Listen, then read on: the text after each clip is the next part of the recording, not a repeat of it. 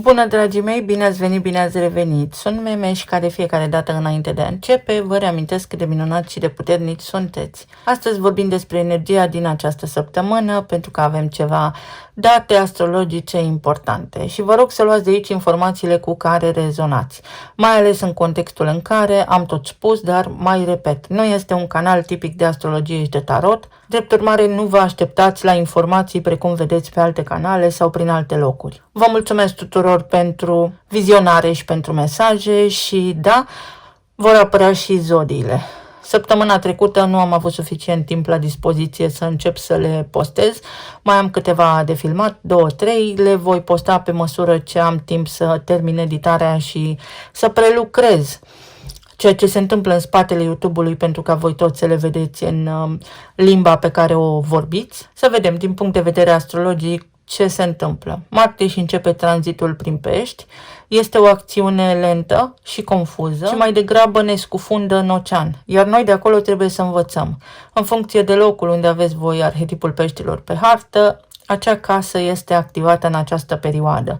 Poate fi un Marte foarte artistic, poate fi un Marte care aduce multe conversații, pentru că este și Mercur aici în retrogradare, dar conversații care, să fiți atenți, că pot fi extrem de confuze. Apoi avem eclipsa de lună din Fecioară. Această eclipsă încheie un ciclu început acum 6 luni. Fecioara este un arhetip organizat, structurat, pe semne că s-ar putea sub o formă sau alta să ni se ceară să fim mai intuitivi și să renunțăm la control. Degeaba controlăm noi lucrurile când iată ce evenimente de tip lebădă neagră există. Apoi avem și tranzitul planetei Venus prin Berbec. Este o Venus pasională, este o Venus irascibilă. Asta înseamnă că pe tot ceea ce ține de relații s-ar putea să fim vehemenți sau s-ar putea să fie o perioadă în care să ne dorim să începem prea multe lucruri, dar să nu avem capacitatea energetică să le susținem. Să vedem acum ce ne spune energia și prin oracol. Să fiți atenți, foarte atenți la manipulare în această perioadă sau la confuzie de orice fel, orice natură. Conversații unde una credeți că s-a stabilit și alta reiese ulterior. Pluto, cel care revelează, și numărul 11 despre care v-am vorbit. 11 este numărul care corespunde literei K, iar K vine de la King, de la masculin și de la patriarhat. Ce se întâmplă în acest moment în lume are legătură cu o luptă pentru putere a unor imbecili, pentru că asta sunt și nu mă feresc să o spun, dar care pot fi împiedicați prin conștiința voastră trezită. De asemenea, este o săptămână în care poți schimba niște lucruri. Poți lucra la niște lucruri și poți transforma ceva ce te deranjează în ceva ce îți place sau poți elimina din viața ta ceva ce te deranjează. Avem de 2 ori arcana judecata, să stăm strâmb, să judecăm drept, spune o vorbă populară aici în România. Asta înseamnă în felul următor. Discernământ, foarte mult discernământ în această perioadă. Mă trătui la numărul ăsta 11 și am așa o senzație că are legătură cu regalitatea. Auzim ceva zvonuri în acest sens pe parcursul lunii martie. Poate fi, s-ar putea să fie. De asemenea, luptele, războaiele nu sunt pentru ceea ce credem noi că sunt. În țara respectivă, care este atacată și încolțită de toată lumea, este un server. Din punctul meu de vedere, sigur că da. Așa cum avem și în România, pentru că totul în jurul nostru este tehnologizat. Vorbim în altă ordine de idei despre evenimente, despre întâlniri, unde poți reuși prin discernământ, prin vorbă bună, prin argumente solide și prin fapte clare, numere concrete, dovezi autentice, să câștigi niște argumente, niște lupte pe care le avea anterior. Și aici avem ratonul. Probleme care se rezolvă. Orice ar fi, cazi în picioare. O săptămână care te ajută să rezolvi tot ceea ce îți propui sau să treci cu bine prin ea. Până la urma urmei, nu toată lumea are de rezolvat chestii extrem de complicate și de profunde. Pe zona de relații S-ar putea să fie ceva apăsări interioare în această perioadă, dar și pe zona de afaceri. Foarte mulți oameni sunt sugrumați în acest moment, antreprenorii mai ales, de această inflație, nu numai oamenii care au afaceri, ci tot omul de rând, dar și de taxe și de impozite. Deci pot fi și chestiuni legate de casa a 8-a, constrângeri psihologice, o frică. Poți scăpa de o frică. Fricile sunt temporare. Toate fricile sunt temporare. Nu există frică reală. Frica este un program. Iubirea este un program. Să mănânci este un program. Să dormi este un program. Totul este un program. Totul. Să vedem. Pe zona de relații, uite, cineva este șifonat. Ori a fost șifonată demnitatea, ori cineva depune armele. După ce a fost șifonat, cumva beneficiezi de succes pe zona de relații în această perioadă, mai ales atunci când depui tu armele, când nu vrei să ai dreptate. Asta să fie ordinea zilei, să spunem așa. Cu cât încerci mai puțin să dovedești că ai dreptate, cu atât mai bine îți va fi pe zona de relații în perioada următoare. Succes în comunicare, acolo unde exista confuzie și poate ai suferit din cauza unor neînțelegeri, sau poate nu v-ați văzut, sau poate ați fost la distanță unul de celălalt. În această perioadă lucrurile se schimbă. Vă conectați mai mult, vă vedeți, vă planificați niște călătorii sau planificați niște întâlniri. Întâlniri în locuri publice. Puteți primi invitații în oraș, unii dintre voi. Aici este cavalerul de spade. Comunicare. Se reia o comunicare. Uite, cineva împinge cu piciorul în poartă. Cineva insistă. Este o săptămână în care s-ar putea ca cineva să insiste sau energia vă spune nu insistați acolo unde nu este cazul. Vedeți? Nu insistați acolo unde nu este cazul, pentru că s-ar putea să ieșiți șifonați din asta. Mai bine lăsați lucrurile să se întâmple, pentru că așa veți obține ceea ce vă doriți.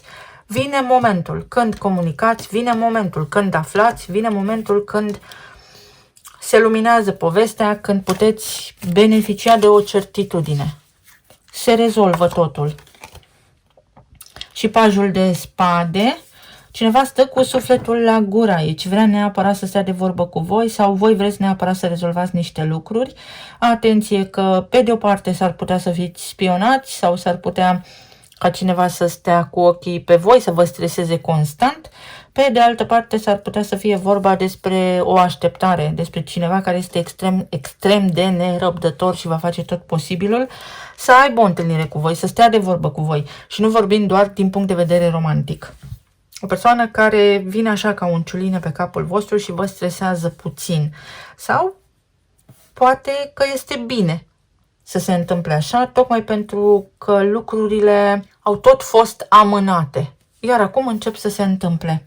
Pentru alții dintre voi s-ar putea să fie o provocare sau să fie provocări în ceea ce privește copiii, mai ales dacă aceștia sunt minori, să descoperiți acum informații secrete. Lucruri pe care le spun, le fac, le gândesc, de care nu știați, dar care vă surprind. Și din acest punct încolo va trebui să luați atitudine, să fiți un pic mai atenți la copiii voștri, mai ales dacă îi aveți preadolescenți, adolescenți sau chiar tineri, așa până la 20 de ani. Au nevoie de sprijin, au nevoie de ghidare. Să vedem pe zona planului financiar.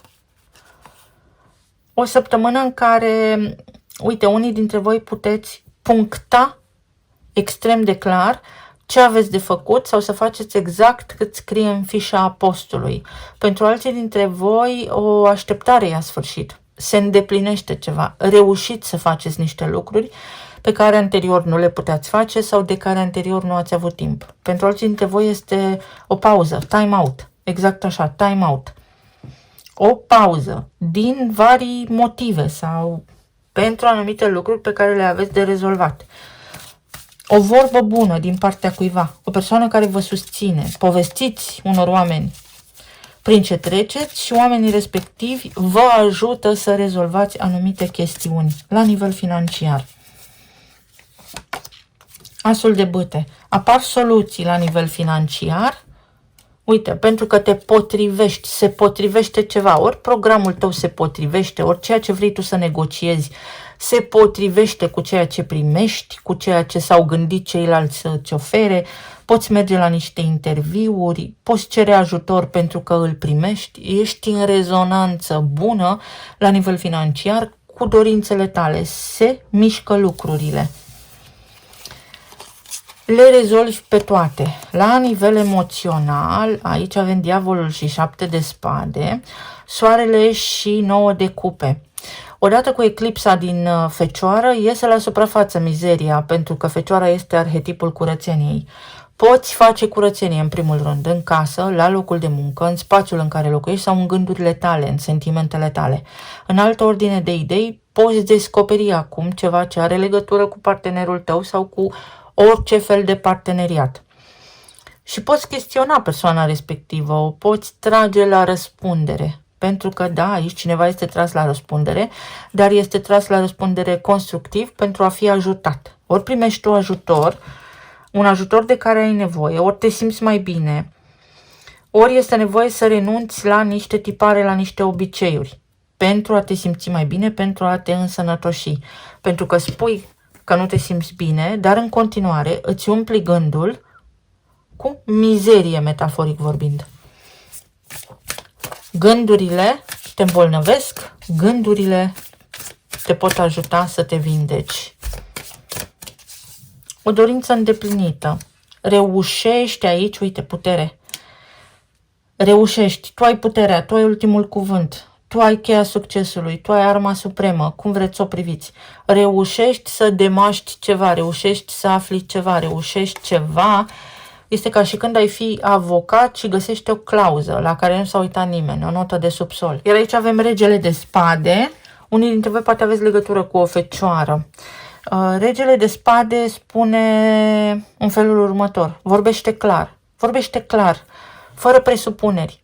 Este o săptămână în care orice ați face, nu presupuneți, întrebați, sau dacă vedeți că cineva se frământă în jurul vostru, discutați direct, fără ocolișuri. Demascați ceva, descoperiți ceva ce nu este în regulă, corectați niște greșeli, ajutați pe cineva sau cineva vă ajută pe voi să ieșiți dintr-o situație complexă unde nu era bine ce se întâmpla acolo. Sau poate cineva își asumă o greșeală, își asumă responsabilitatea. Să vedem ce ne spun talismanele.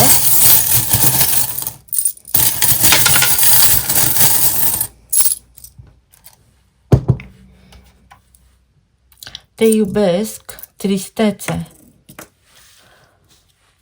S-ar putea ca cineva să fi fost trist, să sufere, sau voi suferiți. Dar uite că perioada aceasta vă ajută. Avem eclipsa, o avem pe Venus în Berbec, care spune gata cu drama. Drama este și legată de arhetipul leului, de iubire, de generozitate, de copii. Să vedem ce putem face din aproape în aproape.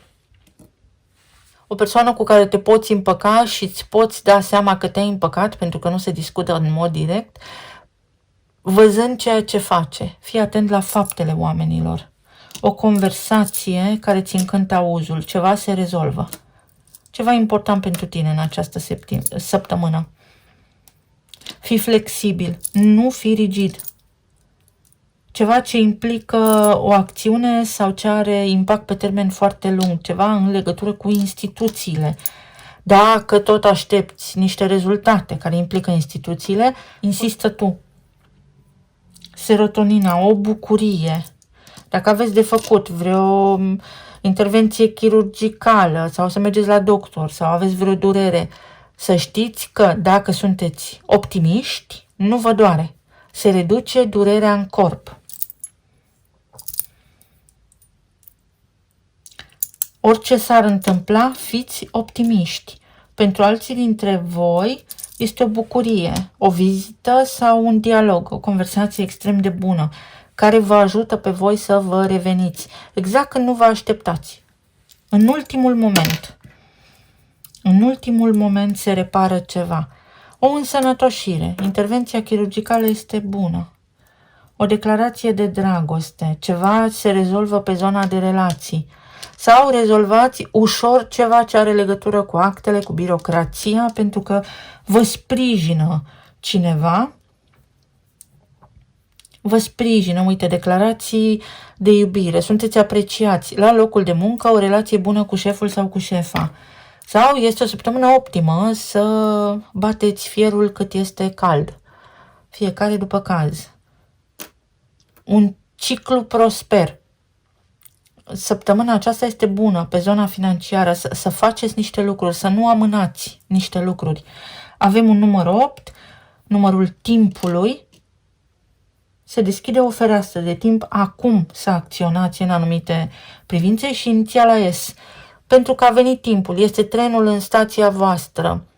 Urcați-vă cât este acolo, totul este în spirală. Și o surpriză. Ceva se întâmplă, un eveniment care vă surprinde și care vă aduce bucurie. Eu vă mulțumesc foarte mult, să fiți bine sănătoși și iubiți, postez și zodiile săptămâna aceasta și să ne reauzim cu bine data viitoare. Pa, pa!